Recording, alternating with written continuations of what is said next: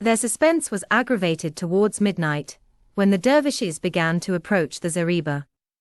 In the darkness, what was thought to be a body of horsemen was seen moving along a shallow khor opposite the right face of the defense.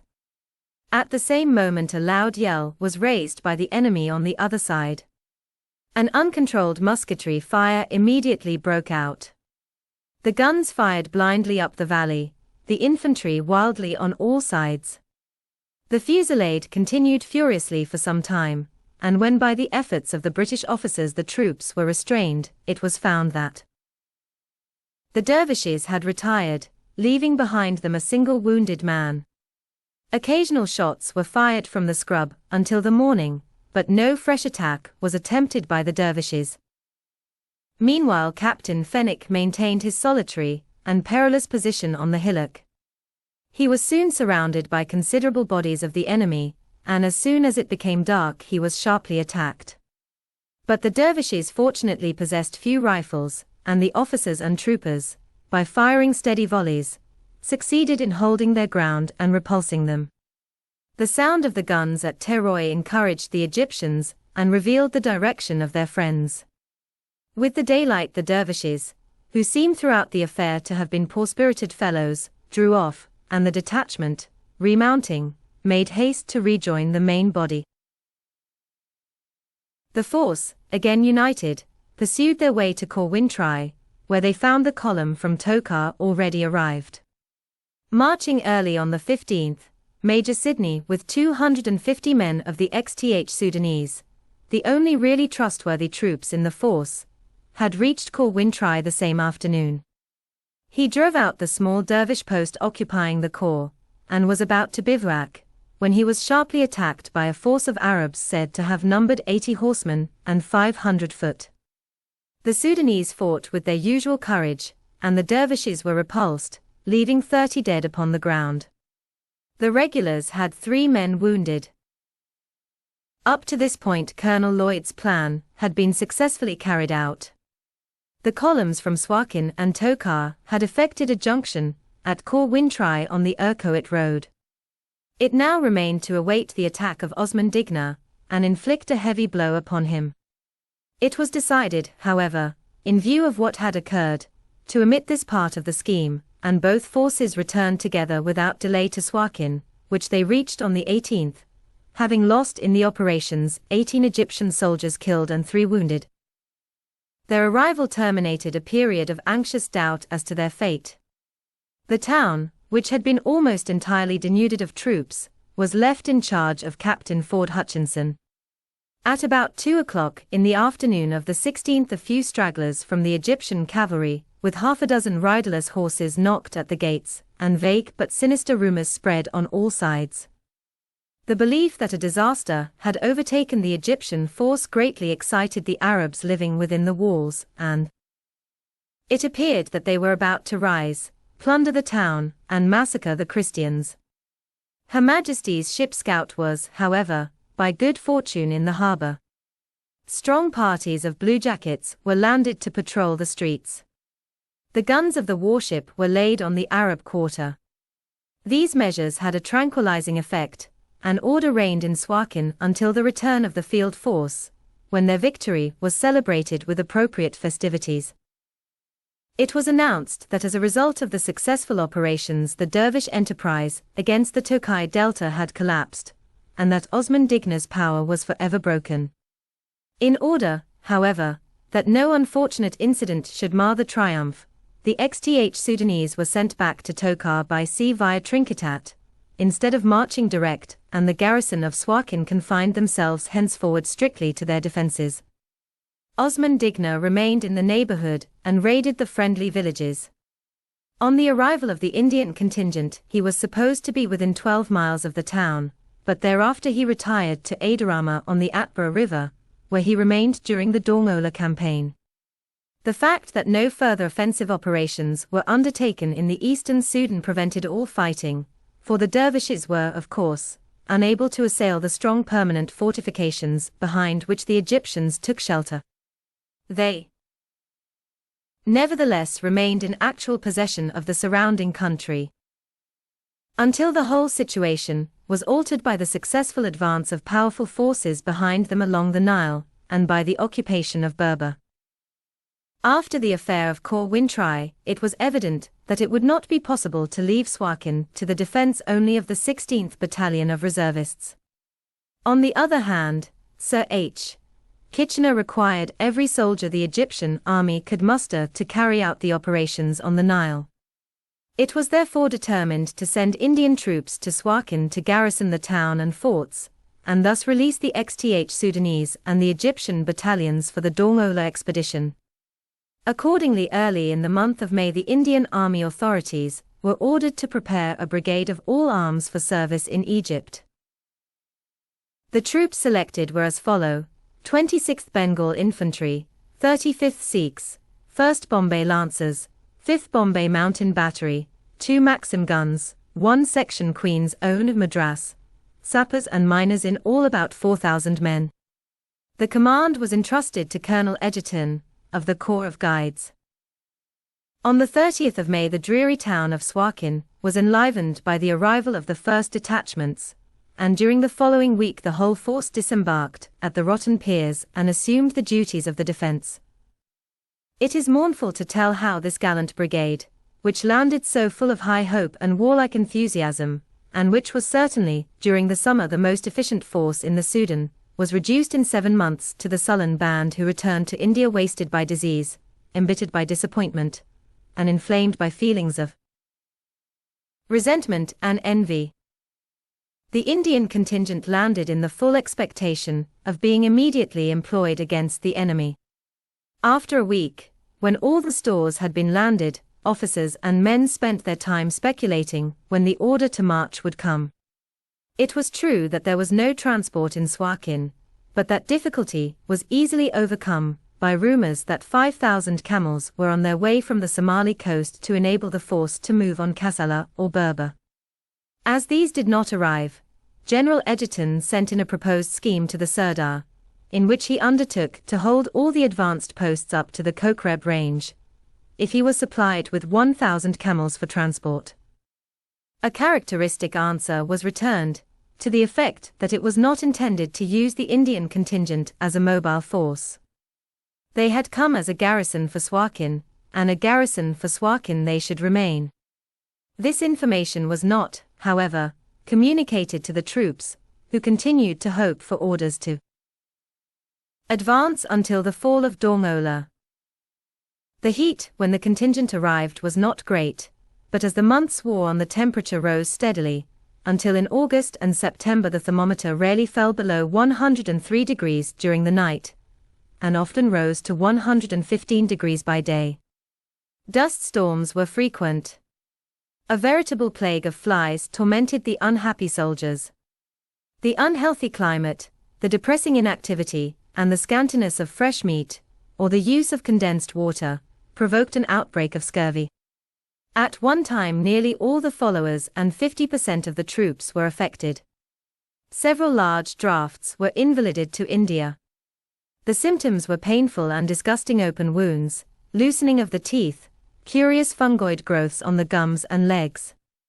The cavalry horses and transport animals suffered from bursati, and even a pinprick expanded into a large open sore. It is doubtful whether the brigade could have been considered fit for active service after September. All the Europeans suffered acutely from prickly heat. Malarial fever was common. There were numerous cases of abscess on the liver. 25% of the British officers were invalided to England or India, and only 6 escaped a stay in hospital. The experiences of the battalion holding Tokar Fort were even worse than those of the troops in Suakin. At length the longed-for time of departure arrived. With feelings of relief and delight the Indian contingent shook the dust of Suakin off their feet, and returned to India. It is a satisfaction to pass from the dismal narrative of events in the eastern Sudan to the successful campaign on the Nile. By the middle of April the concentration on the frontier was completed. The communications were cleared of their human freight, and occupied only by supplies and railway material, which continued to pour south at the utmost capacity of the transport. 11,000 troops had been massed at and beyond Wadi Halfa. But no serious operations could take place until a strong reserve of stores had been accumulated at the front. Meanwhile, the army waited, and the railway grew steadily. The battalions were distributed in three principal fortified camps: Halfa, Saras, and Okosho, and detachments held the chain of small posts which linked them together. Including the North Staffordshire Regiment, the garrison of Wadi Halfa numbered about 3,000 men. The town and cantonment, nowhere more than 400 yards in width, straggle along the riverbank, squeezed in between the water and the desert, for nearly 3 miles. The houses, offices, and barracks are all built of mud, and the aspect of the place is brown and squalid. A few buildings, however, attain to the dignity of 2 stories.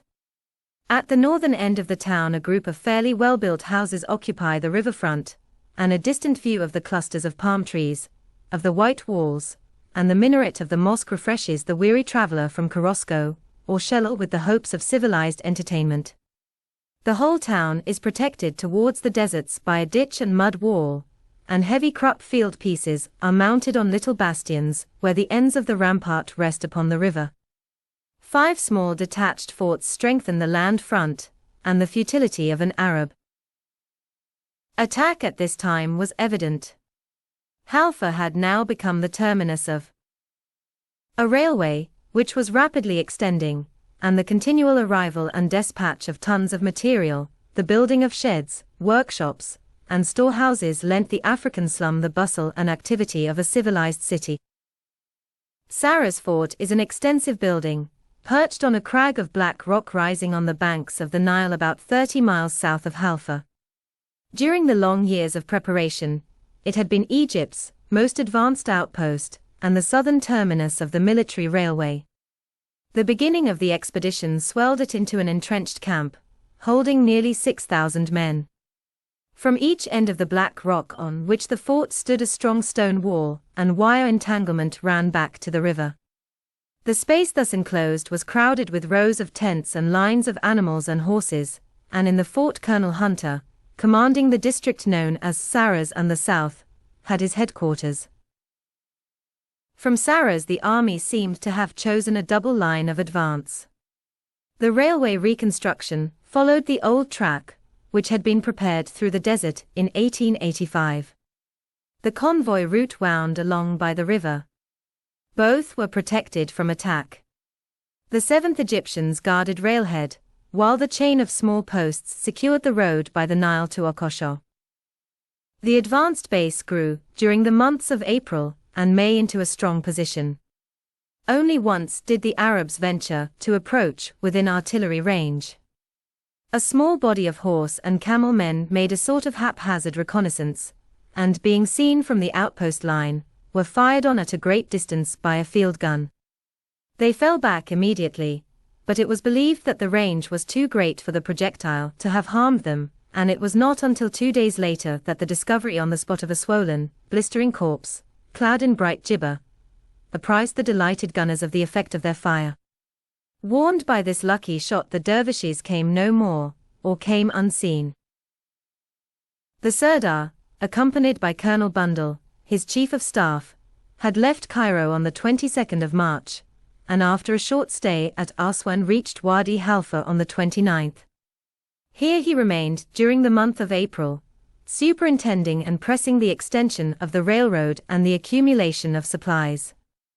On the 1st of May he arrived at Okosho, with a squadron of cavalry, under Major Byrne Murdoch, as his escort. It happened that a convoy had come in the previous day, so that there were 2 extra cavalry squadrons at the advanced post. Almost at the same moment that Sir H. Kitchener entered the camp, a party of friendly Arabs came in with the news that they had been surprised some 4 miles to the eastward by a score of dervish camelmen, and had only succeeded in escaping with the loss of 2 of their number. In the belief that the enemy in the immediate vicinity were not in force, the Sirdar ordered the 3 squadrons of Egyptian cavalry, supported by the Exith Sudanese, to go out and reconnoiter towards Firket and endeavor to cut off any hostile patrols that might be found. At 10 o'clock, Major Byrne Murdoch started with 4 British officers and 240 lances. After moving for 7 or 8 miles among the hills which surround Okosho, the cavalry passed through a long, sandy defile, flanked on either side by rocky peaks and impracticable ravines. As the head of the column was about to debouch from this, the advance scouts reported that there was a body of dervishes in the open ground in front of the defile. The cavalry commander rode forward to look at them, and found himself confronted, not, as he had expected, by a score of camelmen, but by a strong force of dervishes, numbering at least 1,500 foot and 250 horse. The cavalry, by trotting, had left the supporting infantry some distance behind them. The appearance of the enemy was threatening. The horsemen, who were drawn up scarcely 300 yards away, were already advancing to the attack, their right flank protected by a small force of cavalry, and behind was the solid array of the spearmen. Major Byrne Murdoch determined to fall back on his infantry support and escape from the bad ground. He gave the order, and the squadrons wheeled about by troops and began to retire. Forthwith the dervish horse charged, and, galloping furiously into the defile, attacked the cavalry in rear. Both sides were crowded in the narrow space. The wildest confusion followed, and the dust raised by the horses' hoofs hung over all like a yellow London fog, amid which the bewildered combatants discharged their pistols and thrust at random. The Egyptian cavalry, thus highly tried, showed at first no disposition to turn to meet the attack. The tumult drowned all words of command. A disaster appeared imminent. But the British officers, who had naturally been at the head of the column during its advance, were now at the rear and nearest the enemy. Collecting a score of troopers, they made such resistance with their swords and revolvers that they actually held the defile and beat back the dervish horse, who retired on their infantry, leaving a dozen dead upon the ground. 2 of the Egyptian squadrons continued to retreat until clear of the defile, a distance of 700 yards, but the third and rearmost was compelled by the British officers to face about, and, galloping with this force down the ravine, Major Byrne Murdoch drove the Arabs pell-mell out of it. The other 2 squadrons had now returned, and the whole force dismounted, and taking up a position among the sandhills near the mouth of the defile, opened fire with their carbines. The repulse of their cavalry seemed to have disheartened the dervishes, for they made no attempt to attack the dismounted troopers, and contented themselves with maintaining a desultory fire, which was so ill-aimed that but little loss was caused. The heat of the weather was terrific, and both men and horses suffered acutely from thirst. The squadron which had escorted the Sirdar had performed a long march before the reconnaissance and was exhausted. The cavalry, however, held their position among the sandhills and easily defeated a feeble attempt to turn their right. At 12:15 the dervishes began to retire slowly and deliberately, and by 1 o'clock, when the ex-Sudanese arrived, eager and agog, the last Arab had disappeared. The force then returned to camp, bearing many spears and leading 6 captured horses as trophies of victory. The intensity of the heat may be gauged by the fact that one of the Sudanese soldiers, that is to say, an African Negro, died of sunstroke. Such was the affair of the 1st of May, and it is pleasing to relate that in this fierce fight the loss was not severe. One British officer, Captain Fitton, was slightly wounded. 1 native soldier was killed, 1 was mortally and 8 severely wounded. During May the preparations for the advance on the dervish position at Firket continued, and towards the end of the month it became evident that they were nearly complete.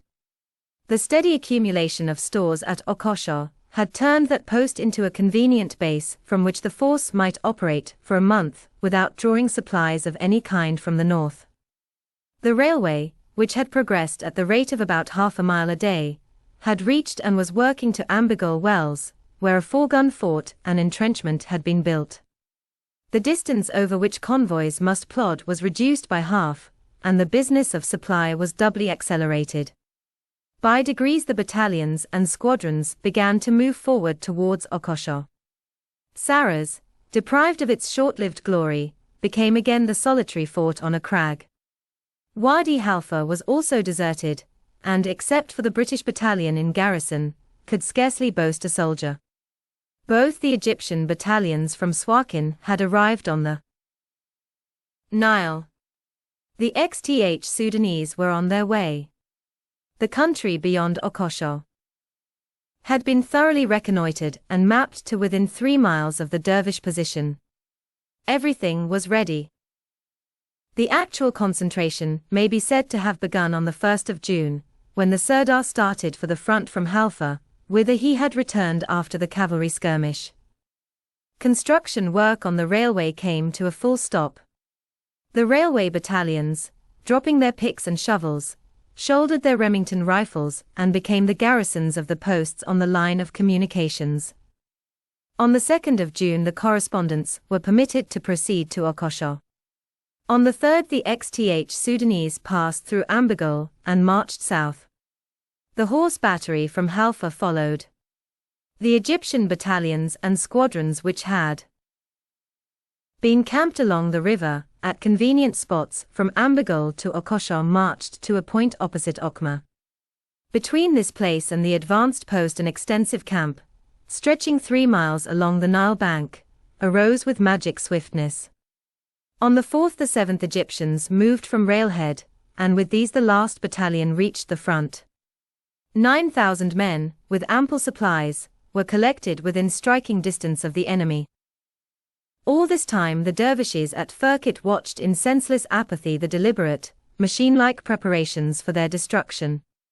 They should have had good information, for although the Egyptian cavalry patrolled ceaselessly, and the outpost line was impassable to scouts, their spies, as camel drivers, water carriers, and the like, were in the camp. They may not, perhaps, have known the exact moment of the intended blow, for the utmost secrecy was observed. But though they must have realized that it was imminent, they did nothing. There was, indeed, no course open to them but retreat. Once the army was concentrated with sufficient supplies at Okosho, their position was utterly untenable. The emir-in-chief, Hamudar, then had scarcely 3,000 men around his flag. Their rifles and ammunition were bad, their supplies scanty. Nor could the valor of 57 notable emirs sustain the odds against them. There was still time to fall back on Koche, or even on Swado anywhere outside the sweep of their terrible enemy's sword. They would not budge. Obstinate and fatuous to the last, they dallied and paltered on the fatal ground, until sudden, blinding, inevitable catastrophe fell upon them from all sides at once, and swept them out of existence as a military force.